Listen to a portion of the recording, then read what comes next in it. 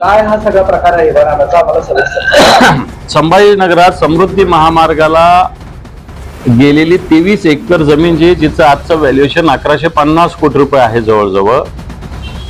ही जमीन जुनी एका कुटुंबाची आहे. ही माझ्या माहितीप्रमाणे सरकारने पडीक होती म्हणून ॲक्विजिशन केलेली आहे. पडीक जमीन होती, प्रतिबंधित मालक इथं होता. परंतु आता जी माहिती आहे की इथले खासदार आहेत, माझ्या माहितीप्रमाणे भुमरे साहेब, त्यांचा ड्रायव्हर एक जावेद रसूल, याचा जन्म 1985चा आहे, पण त्याला 1971ला ह्या कुटुंबाने हिबानामा करून दिला आणि त्याचा मोबदला जवळपास 1150 कोटी रुपये आहे. हा 1150 कोटी रुपयाचा मोबदला सरकारचा हापापाचा गपापा करण्याचा प्रयत्न चालू असल्याचे पेपर्स काही माझ्याकडे आलेले आहेत. तब्बल 1150 कोटी रुपये आहे ते. आणि जो व्यक्ती 1985ला जन्माला, त्याचा हिबानामा 1971ला झालेला आहे. हे मी म्हणत नाही, हे सरकारच्या पेपर्स मध्ये म्हटलेलं आहे. ऑफिशियली विभागीय आयुक्तालय, कलेक्टर ऑफिसचे संबंधित अधिकारी असतात या क्षेत्रातले, त्यांनी त्याच्यात नोंद केलेली आहे.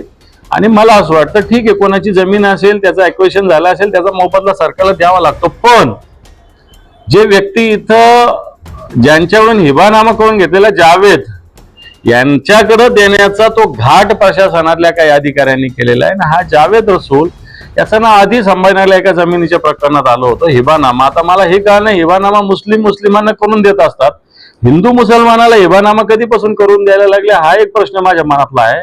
आणि जो व्यक्ती 85ला जन्माला, त्याचा 71ला जन्माच्या आधीच हिबानामा कसा झालेला, ते वर्ष 2 वर्ष म्हणजे नाही, कमी नाही तर म्हणजे जवळपास 14 वर्ष जन्माच्या आधीच त्याला हिबानामा करून दिला आहे.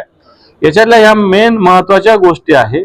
प्रशासनातला मस्तावालपणा, भ्रष्टाचाराचं हे एक नमुना दाखल उदाहरण माझ्या समोर आलेलं आहे. मी माननीय मुख्यमंत्री महोदय, माननीय महसूल मंत्री, माननीय राज्य रस्ते विकास मंडळाचे मंत्री एकनाथजी शिंदे, बावनकुळे साहेब आणि देवेंद्रजी फडणवीस यांना या संदर्भात, आणि त्यांचे सगळे सचिव यांना या संदर्भात मी कालच पत्र पाठवलेलं आहे.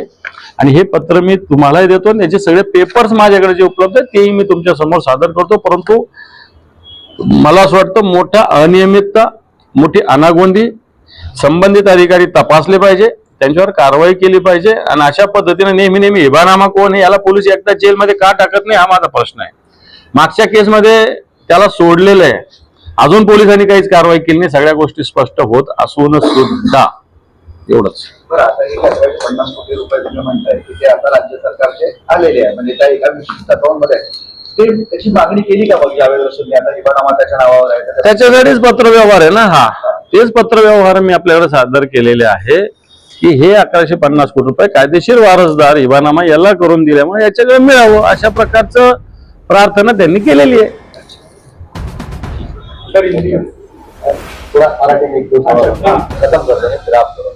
एक तीर्थ मुख्यमंत्री तीर्थ